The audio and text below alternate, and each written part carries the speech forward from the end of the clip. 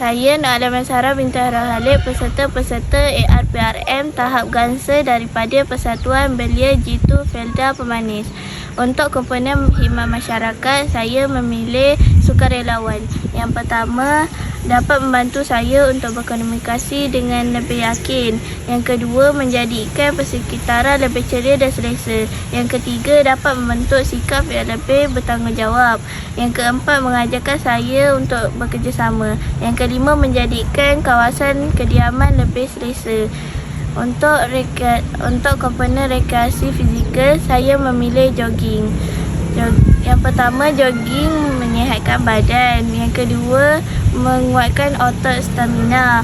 Yang ketiga, membantu mengurangkan stres. Yang keempat, dapat menguruskan badan saya. Yang kelima, menjadikan badan lebih cergas. Untuk komponen kemahiran, saya memilih memasak lauk.